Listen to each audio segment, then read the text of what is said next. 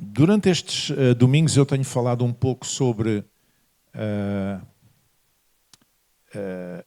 nós e o dinheiro, a nossa relação com o dinheiro. E hoje eu quero falar sobre uma coisa chamada doutrina da mordomia, que é um conceito bíblico muito importante, fundamental na vida cristã, mas que nem toda a gente conhece, ou pelo menos nem toda a gente pratica. E para isso, eu vou pedir para ficarem em pé outra vez, para fazermos uma leitura responsiva. Vai aparecer ali, com certeza, os versículos, em Lucas capítulo 16, os versículos 1 a 4 e depois 10 a 13. Eu vou ler o primeiro versículo e vocês leem o segundo e assim sucessivamente. E diz assim: dizia Jesus também aos seus discípulos: havia um certo homem rico, o qual tinha um mordomo, e este foi acusado perante ele de dissipar os seus bens. E ele, chamando-o, disse... Outra vez. E ele chama...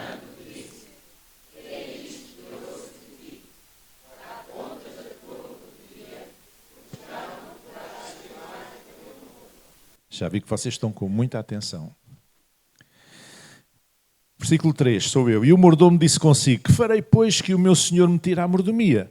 Cavar não posso, mendigar tenho vergonha.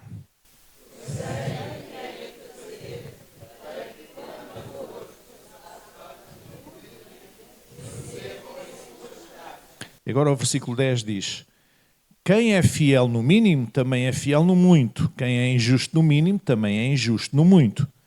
Pois...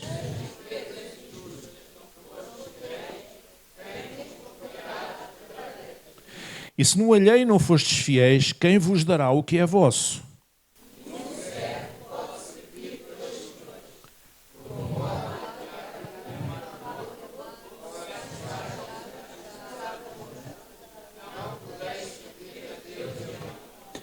Vocês agora pareciam, quando eu estava na recruta, cada um marchava com uma... Mas pronto, tudo bem.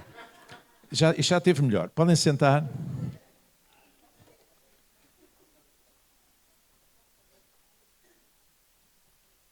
Esta parábola fala do mordomo infiel.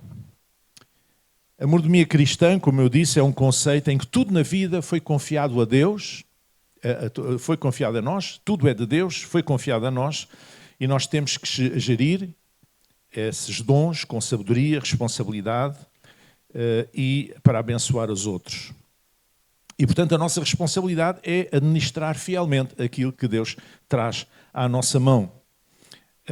Partindo do princípio que o Senhor é o supremo dono de tudo, o Senhor de todas as coisas, do universo, e que o ser humano apenas atua como administrador da sua vida, dos seus bens e do seu mundo.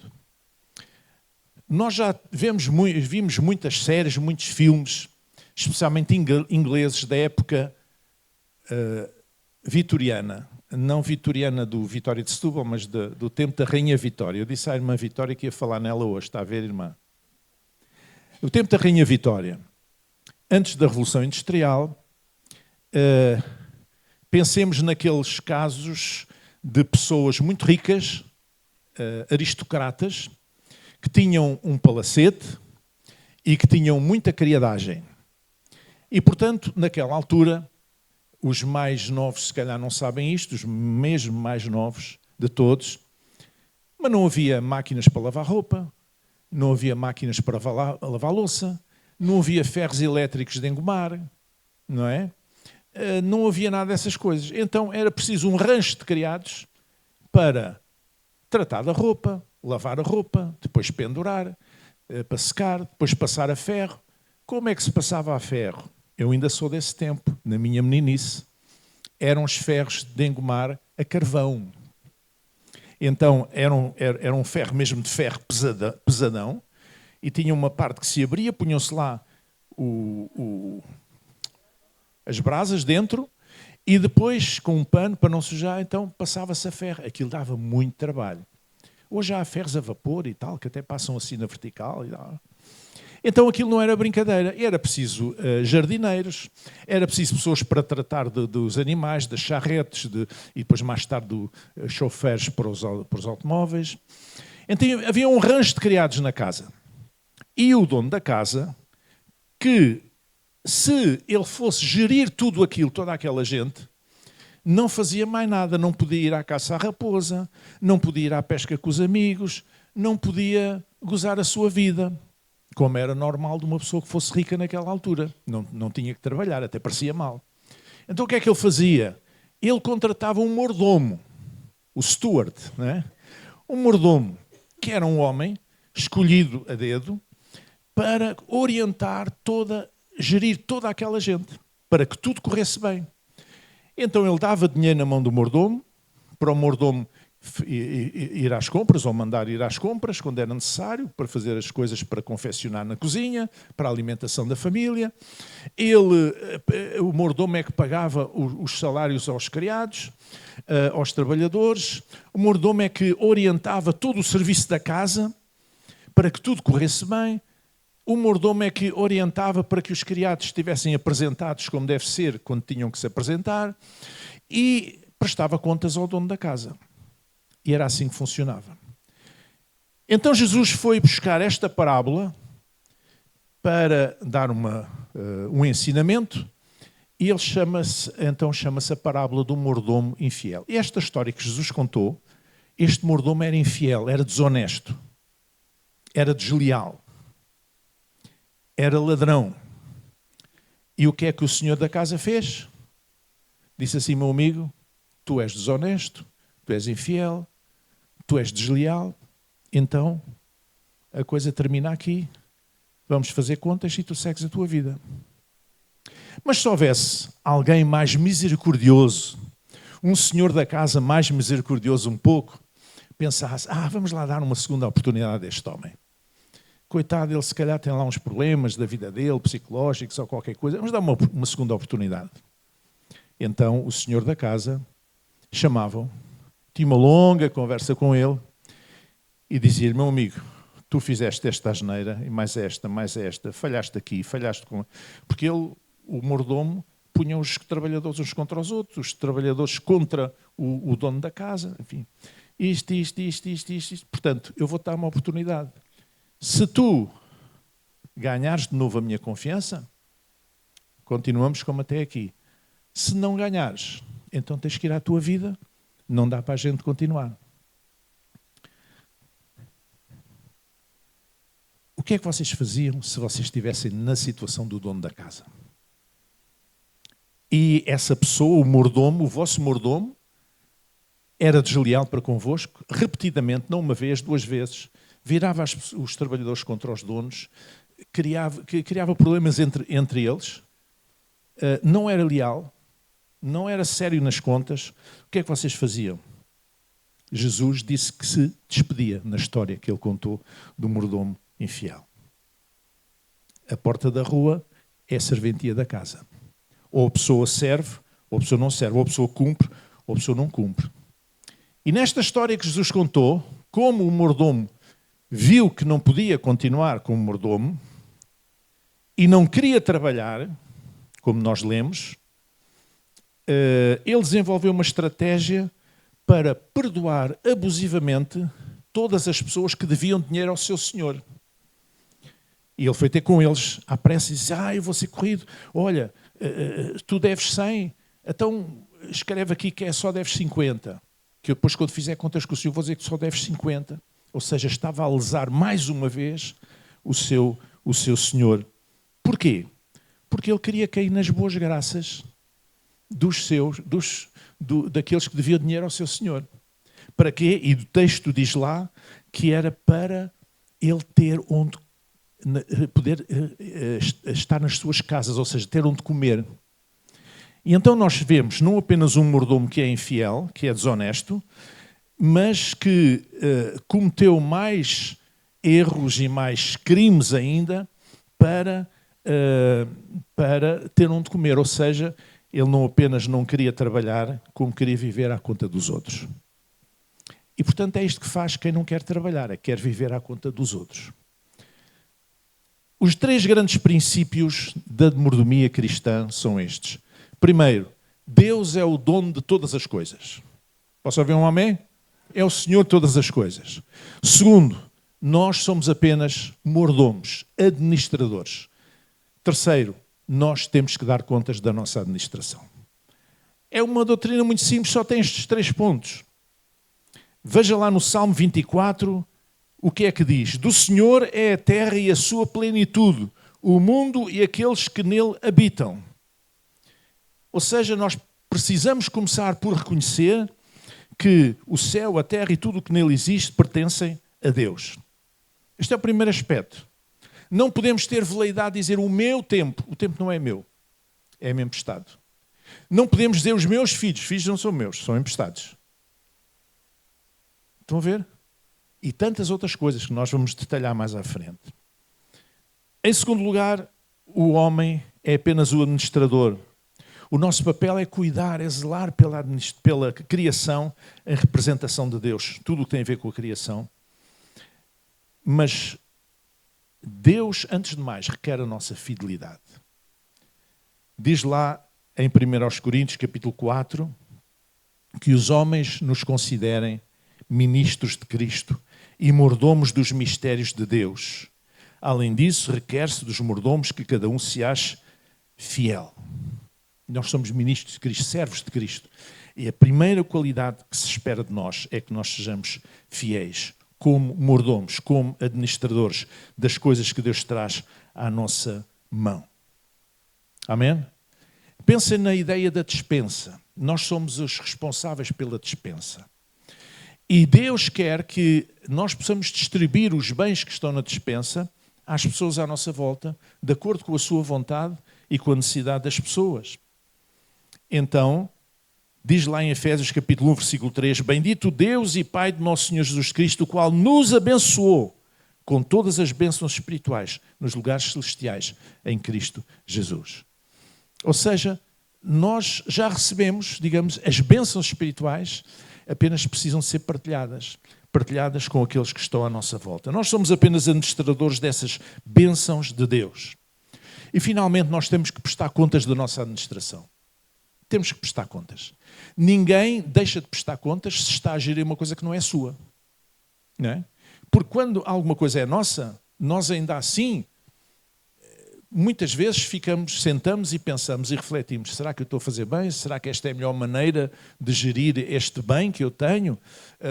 Estou a gerir bem? Estou a gerir mal? Nós refletimos sobre aquilo, mas o assunto é nosso, se errarmos o problema é nosso, nós é que ficamos lesados, não é? Mas quando nós gerimos alguma coisa que não é nossa, nós temos que prestar contas ao dono. Então, esse é o terceiro aspecto, prestar contas a Deus da nossa administração, sabendo que cada um dará contas a Deus da forma como administrou os recursos recebidos. E por isso, na parábola que Jesus contou, a certa altura ele diz ao mordomo, o dono da casa, dá contas da tua mordomia. Somos chamados para ser mordomos em muitas áreas da nossa vida. E era isto que eu gostava de focar um pouco agora, detalharmos um pouco para nós compreendermos o melhor. Um dos bens que Deus põe na nossa mão é o tempo. É o tempo. A pessoa mais ocupada que está aqui e a menos ocupada, tanto uma como outra, tem o mesmo tempo. Tem 24 horas por dia, nem mais nem menos um segundo. Estou a falar bem? É assim. Portanto, o tempo é um bem que deve ser usado de forma sábia para nós crescermos espiritualmente, para nós fazermos trabalho honesto e também para nós descansarmos. São 3 aspectos importantes: trabalho, descanso e crescimento espiritual. Tudo isto faz parte da boa gestão do tempo, porque o tempo é um recurso limitado e o tempo perdido nunca se recupera. Amém? O tempo perdido nunca se recupera. Dizem que os chineses têm um conceito, uma maneira de lidar com o tempo muito, muito própria. Eles não têm pressa, mas eles sabem por onde querem ir. Eles têm uma determinação. para eles o tempo, eles gerem o tempo de uma determinada maneira, eles não se movem por impulsos, e há pessoas também na fé que às vezes são assim. Às vezes andam aos saltos como os cangurus, de repente dão uns grandes pulos e depois ficam parados durante 6 meses. Não é bem assim que Deus espera. Nós devemos gerir o tempo com sabedoria, porque o tempo não se recupera. Diz lá no Salmo 90, versículo 12: ensina-nos a contar os nossos dias de tal maneira que alcancemos corações sábios. Contar os nossos dias significa valorizar o nosso tempo.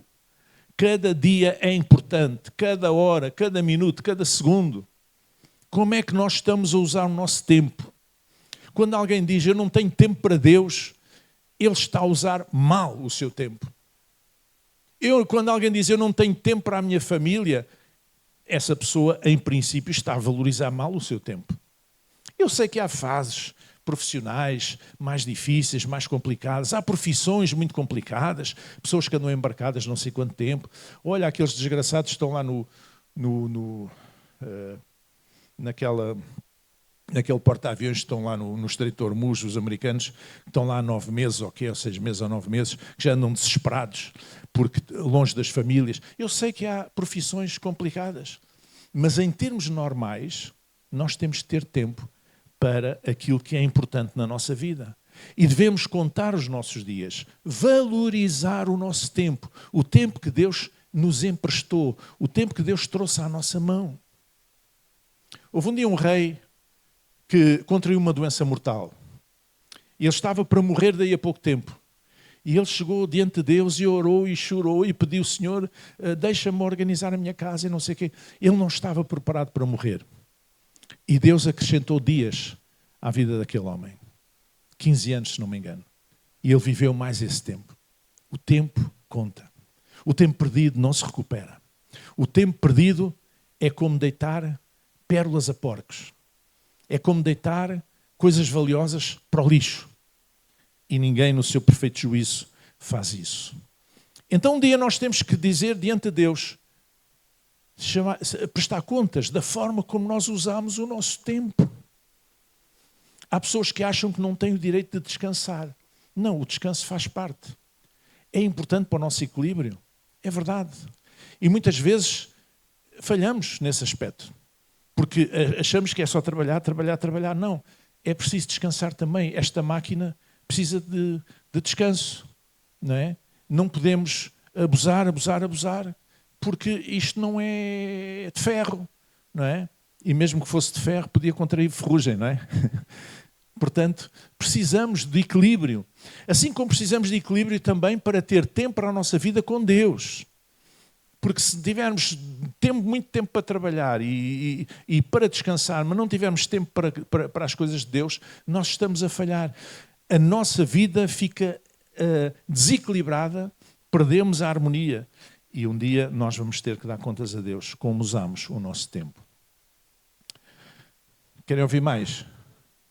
Ainda há mais coisas. Os nossos talentos. Temos que dar contas a Deus um dia como usamos os nossos talentos. Nós devemos desenvolver e aplicar os dons espirituais, os talentos naturais e as competências pessoais adquiridas ao serviço de Deus, do próximo e da igreja. Lá em 1 Coríntios 12 diz, portanto, procurai com zelo os melhores dons e eu vos mostrarei um caminho mais excelente. Mas deixem-me dizer que isto são coisas diferentes. Dons espirituais, talentos naturais e competências adquiridas são coisas tudo diferentes. Dons espirituais são dons que Deus dá através do Espírito Santo. Discernimento de espíritos. Dons de curar. E tantas outras coisas que Deus dá através do Espírito Santo que distribui como lhe aprouve, como está escrito. Talentos naturais são capacidades com que nós nascemos. Há pessoas que nascem com uma capacidade para desenhar fantástica, uma capacidade estética fantástica. Outros nascem com uma voz lindíssima, com um potencial lindíssimo. Outros nascem com grande habilidade, capacidade para tocar instrumentos musicais. Outros com grande capacidade para aprender línguas estrangeiras. São talentos naturais. E há ainda as competências adquiridas, que é aquilo que nós estudamos.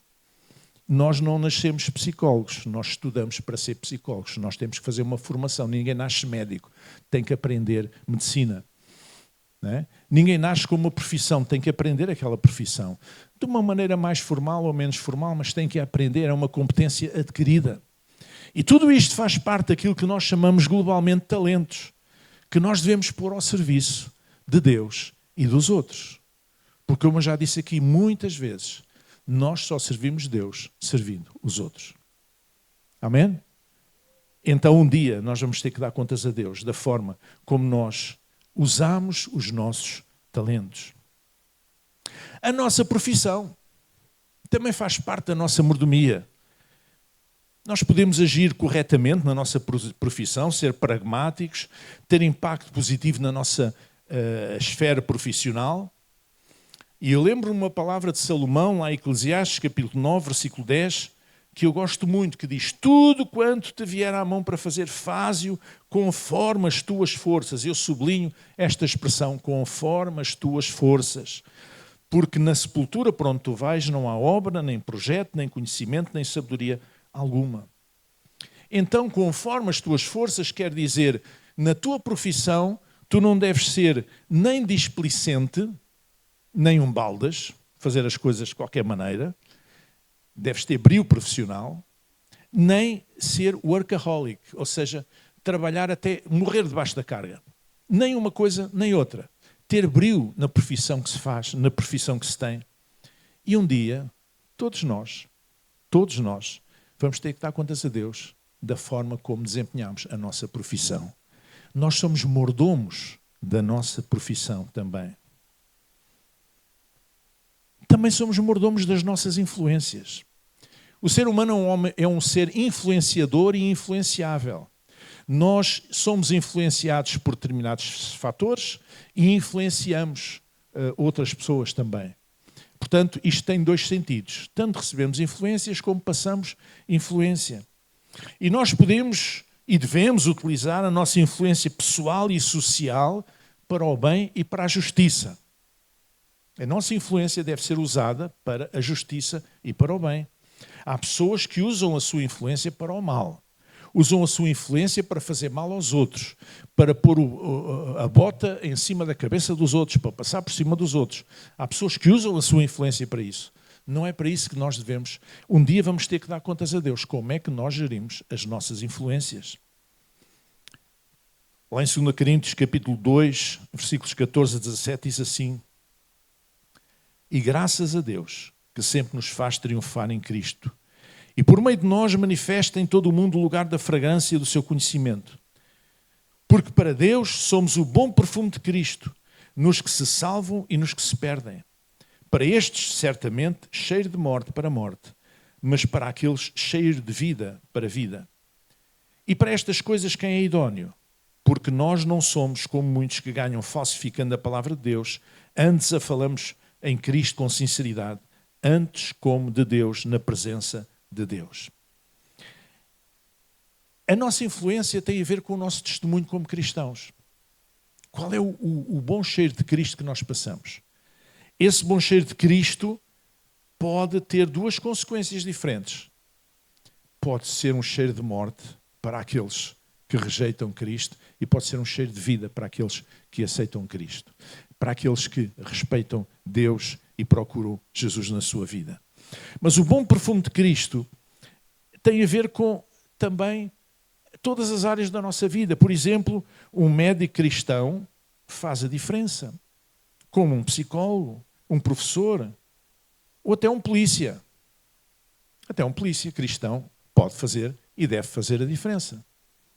Eu já contei aqui que a minha família, lá em Lisboa, nos anos 50, veio ao Evangelho através de um polícia. Um polícia cristão. Um polícia cristão. Eu tinha uma tia que vendia fruta numa determinada zona de Lisboa, com outras pessoas que, enfim, mas não tinham licença. Ninguém tinha licença, porque a vida já era tão difícil, nesses anos tão difíceis, que elas tinham um pano, abriam aquilo, punham na rua e vendiam o que tinham para vender. E quando alguém dava sinal, vinha lá o polícia, eles fechavam o pano e fugiam para o outro lado da rua. E a minha tia naquele dia não teve oportunidade de fugir. E teve mesmo que se confrontar com o polícia. E o polícia, em vez de autuar, de multar, ele falou-lhe de Jesus. E convidou-a a ir à igreja, que era relativamente perto. E ela foi. E gostou muito. Ela era analfabeta. Mas gostou muito. Depois foi falar com a minha mãe. Disse, cunhada, você tem que ir a um sítio que eu fui, que eu descobri. Não sei o que, tá. E a minha mãe, que era toda católica, e a minha avó, ficaram assim de pé atrás. Minha mãe era mesmo católica de ir à missa, era mesmo, e a minha avó. E a minha irmã ia também e tal. Mas a minha mãe, ela foi tão insistente que a minha mãe era uma pessoa, alguns aqui conheceram-na, tinha muita dificuldade em dizer que não, e era uma pessoa muito gentil, muito... E acabou por aceitar fazer o frete, entre aspas, de ir lá a um culto. E a verdade é que elas vieram de lá perfeitamente rendidas. Quando eles iam à missa era em latim, isto foi antes dos anos 60, não percebiam nada. E ela no culto evangélico, ela ouviu ler a Bíblia em português. Ouviu a pregação, o sermão em português, numa linguagem que ela entendia, que ela podia entender. Ouviu cânticos lindíssimos, um coro cantava maravilhosamente em português. E ela ficou rendida. E a minha família converteu-se, eu cresci na igreja a partir daí. Porquê? Porque houve um homem que na sua profissão usou a sua influência como polícia, em vez de ser para castigar uma pessoa, uma pobre vendeira que estava ali a ganhar o seu pão, ele resolveu falar-lhe de Jesus. Isto é fantástico. Nós podemos fazer a diferença com as nossas influências. Somos mordomos das nossas influências, como pais, como colegas, como irmãos, como profissionais. Qual é o perfume que tu passas? Nos contactos que tu tens com as pessoas que não conhecem a Deus, que ainda não têm a graça de conhecer o amor de Cristo. Qual é o perfume que tu passas? O pastor Suzete, agora quando estivemos em Angola, falou sobre o bom perfume de Cristo e no fim, à boa maneira da Suzete, puxou de um frasco de perfume e andou a perfumar a malta toda. Homens e tudo. E eles amaram. É uma demonstração, uma figura. Nós somos chamados para ter passar essa boa influência, esse perfume de Cristo na nossa vida, em todas as circunstâncias da nossa vida. Mas também somos mordomos e temos que dar contas a Deus um dia da forma como usamos o nosso corpo e a nossa mente. Então precisamos cuidar da nossa saúde física, mental, emocional e espiritual, porque somos parte do templo do Espírito Santo. Diz lá em Eclesiastes 9, em todo o tempo sejam alvas as tuas roupas, isto fala de pureza, e nunca falte o óleo sobre a tua cabeça. Isto fala da presença de Deus, da unção divina. E sabe uma coisa? Infelizmente, há muitos cristãos, por falta de discernimento, diabolizam os problemas emocionais e mentais. Então, eles acham que se for uma doença física, sim senhor, dá para ir ao médico, dá para ir tratar. Mas se for um problema do foro psíquico ou mental, eles acham que não. Isso é uma coisa espiritual. Então, espiritualizam aquilo que não é espiritual. Então, se eles partirem uma perna, eles podem até orar a Deus, Senhor, cura a minha perna. Mas eu não aconselho que façam isso. Aconselho que vão ao hospital e façam o que têm a fazer. Certo?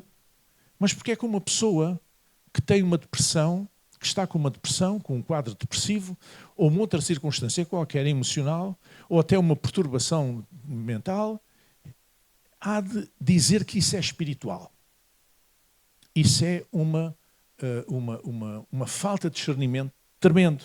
porque nós temos várias dimensões na nossa vida e não devemos diabolizar os problemas emocionais, mentais, e assim como não diabolizamos os problemas físicos. Nós compreendemos. Não devemos misturar as coisas. Não devemos espiritualizar aquilo que não é espiritualizável. Vocês dir-me-ão, bom, mas tudo é espiritual. É verdade, tudo é espiritual. Até uma perna partida é espiritual. Ok? Mas não se resolve com oração. Tem que ir ao médico. Ok? Então, e porquê é que não se vai ao médico para as outras coisas? Porquê é que não se vai ter apoio técnico por causa das outras coisas? Então nós devemos usar o nosso corpo e a nossa mente. Nós devemos fazer com o nosso corpo aquilo que nós quisermos. Mas Deus tudo vê e tudo conhece. E não pensa alguém que alguma vez pode pecar através do seu corpo às escondidas e que Deus não vê, ou que Deus não sabe, ou que um dia não se há de saber, essa pessoa não é tola, está na estultícia, está na tolice e não compreende que tudo o que é escondido um dia há de vir à luz. Nós somos mordomos também da criação, da natureza que está à nossa volta, da criação de Deus. Somos chamados a gerir e a cuidar do planeta, dos seus recursos e a sermos mordomos da sustentabilidade. O planeta tem sistemas ambientais, sistemas que se alimentam uns aos outros. Vocês sabem que se as abelhas desaparecessem sobre a face da Terra, o ser humano acabava por desaparecer também dentro de um determinado tempo? E, no entanto, muita gente não tem a noção disto. Mas isto era o que iria acontecer. Então nós precisamos de cuidar daquilo que Deus criou. E o meio evangélico é muito conservador, normalmente. Só no ano 2000, ao contrário da Igreja Católica e das Igrejas Reformadas Protestantes, só no ano 2000 é que surge o primeiro documento no meio evangélico internacional sobre o cuidado com a criação, o cuidado com a natureza, sobre o problema do ambiente. Mas já desde o antigo Israel, na lei de Moisés, havia determinações sobre a questão da sustentabilidade, a questão do ambiente, a questão de preservar a natureza. Várias determinações. Por exemplo, se o povo de Israel estivesse em luta na conquista de uma cidade, normalmente eles abatiam umas árvores para fazer uns arietes, não é? Descascavam aquilo, ficava só o tronco para agarrarem e irem contra as portas e arrebentar as portas, como se fazia antigamente. Eles não podiam deitar abaixo uma árvore que desse fruto, uma árvore de fruto. Porquê? Porque Deus tinha determinado que aquela árvore era para dar fruto, e se é para dar fruto é para alimentar alguém. Então eles tinham que fazer os arietes a partir de árvores que iam cortar, mas que não fossem de fruto.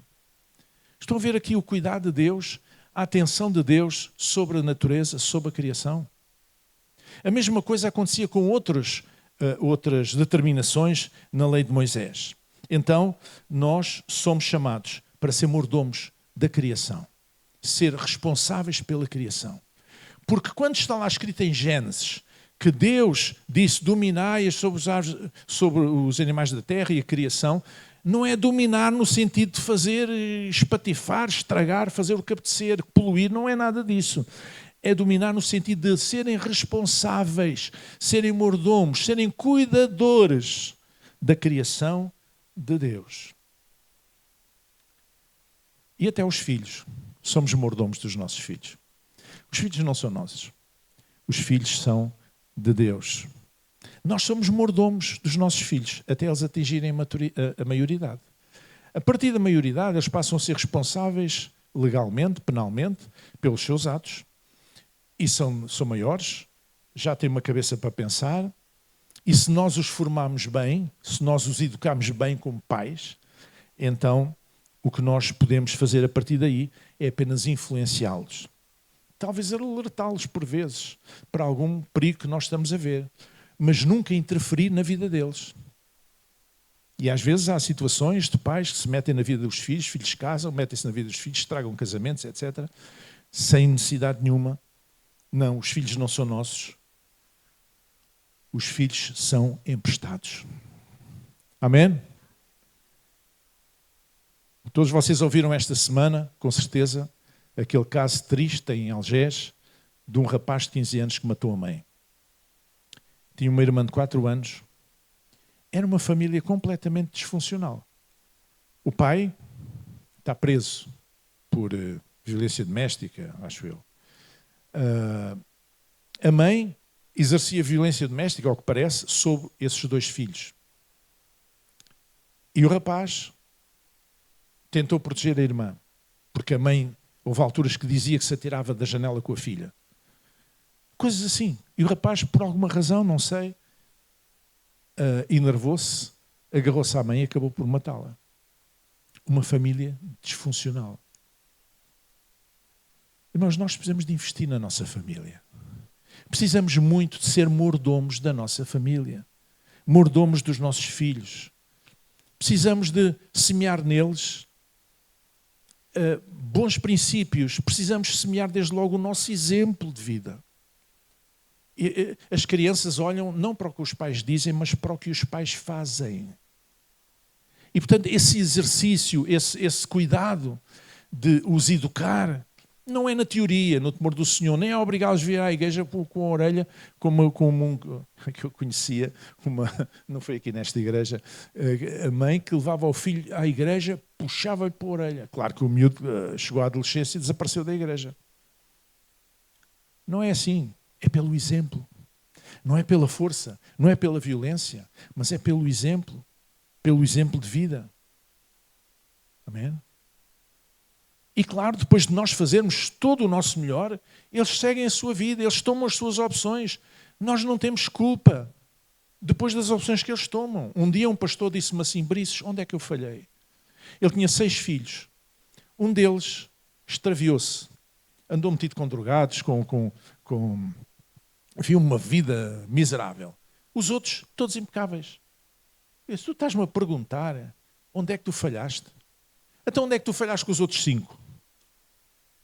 Pá, tu não falhaste. Tu deste o mesmo exemplo que deste a este fulano, a esse teu filho, deste o mesmo exemplo aos outros. Foi o mesmo para os outros. Ele fez uma opção. E aí nós só podemos orar, quando isso acontece, orar pelos nossos filhos, pô-los no altar das nossas orações, porque nós os amamos. Agora a opção deles é deles. Nós não temos culpa nenhuma deles terem se transviado, eventualmente. E finalmente, nós somos mordomos também dos nossos bens materiais.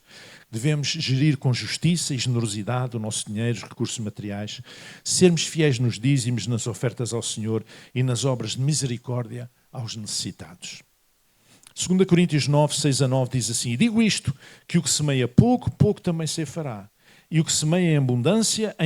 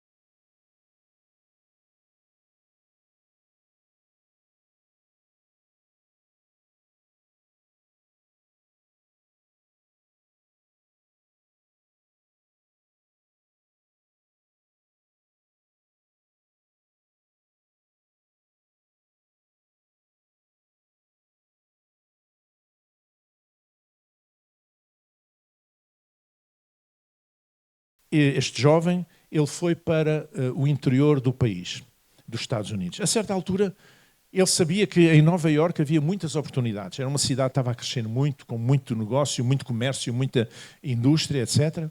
E ele pensou, vou para lá tentar a minha sorte. Ele foi para Nova Iorque e conseguiu trabalho numa fábrica de sabões. Estamos aí no início do século XIX. Uma fábrica de sabões. Começou como empregado, depois propuseram-lhe sociedade, etc. A verdade é que ele chegou o momento em que criou a sua própria empresa. Uma empresa de pastas que produzia, entre outras coisas, pasta dentífrica, pastas para os dentes. E esse senhor, querem saber como é que ele se chamava? Chamava-se William Colgate. Tornou-se multimilionário. Deus abençoou de uma maneira tremenda. Mas sabe porquê é que Deus o abençoou de uma maneira especial? Quando ele ainda era um jovem e andava à procura de trabalho, houve um velho, um homem mais velho que lhe disse assim, olha meu jovem, quando tu começares a trabalhar e a ganhar o teu salário, sê fiel, entrega o teu dízimo na tua comunidade de fé, 10% daquilo que tu ganhares. E tu vais ver que Deus vai honrar a tua vida. E o Colgate fez exatamente isso. Desde o primeiro salário que recebeu, como empregado numa fábrica de sabões, ele deu o seu dízimo e nunca mais parou de dar. E Deus não parou de o abençoar. E hoje, depois tornou-se um dizimista fiel e Deus abençoou poderosamente. E hoje há milhões de pessoas no mundo que usam a pasta Colgate para lavar os dentes. Talvez alguns de vocês o façam também. Vamos chegar em pé. Aleluia. Deus é o Senhor de tudo. Nós somos apenas os mordomos e um dia vamos ter que dar contas da nossa mordomia. E não há ninguém, por mais importante que se considere, que um dia não tenha que prestar contas a Deus. A lua pode até esconder o sol, mas é durante muito pouco tempo. Nós tivemos um eclipse solar esta semana. E lá em Marcos capítulo 4 está escrito, porque nada há encoberto que não haja de ser manifesto. E nada se faz para ser ou ficar oculto, mas para ser descoberto. Se alguém tem ouvidos para ouvir, ouça. Palavras de Jesus. Nada há encoberto que não haja de ser manifesto. Há 40 anos, quase, no início do meu ministério pastoral, eu fui alvo de uma campanha negra desencadeada contra mim. A minha atitude foi ficar em silêncio. Quem queria ser esclarecido, eu esclareci. Quem não queria ser esclarecido, também não fui atrás da pessoa para esclarecer. A verdade é que toda essa obra diabólica caiu por terra. Deus estava comigo e o tempo veio a revelar a verdade. E mesmo aqueles que naquela altura me acusaram injustamente, movidos pela mentira e pelo engano, vieram mais tarde a honrar-me. Porquê? Porque não há nada encoberto que não haja de ser manifesto. Nós somos chamados para ser mordomos daquilo que Deus traz à nossa mão. Não é só o dinheiro. Sermos responsáveis. É tudo. É o nosso tempo, é os nossos filhos, é as nossas influências, é a nossa profissão, é a natureza, é tudo. Nós somos responsáveis perante Deus por tudo, da maneira como gerimos essas coisas que vêm à nossa mão. E por isso, não podemos pensar que podemos fazer desta maneira ou daquela que Deus não está a ver. Não. Deus tudo sabe, Deus tudo conhece. Para mim, é um descanso. Deus considera-me um mordomo e não me considera dono. Para mim é um descanso. Porque eu sei que as coisas não são minhas, eu só tenho que fazer o meu melhor para as gerir da melhor maneira. Mais nada do que isso. Não é meu. Quem é empresário sabe bem a responsabilidade que é dirigir uma empresa. Nós temos aqui alguns. Eu sei. pagar os salários aos trabalhadores, os encargos sociais, os investimentos, o mercado às vezes está assim, outras vezes está assado, não sei o quê. É uma dor de cabeça. É um problema. Mas ser alguém que trabalha por conta de outrem, não tem esses problemas. Desde que tenha o seu salário ao fim do mês e tenha um bom ambiente de trabalho, maravilha. Não tem que se preocupar com mais nada. Portanto, eu estou muito satisfeito de ser mordomo, de ser apenas um gestor daquilo que Deus traz à minha mão e não ser o dono das coisas. Agora, eu tenho que fazer a minha parte. Que nós todos possamos fazer a nossa parte. Amém?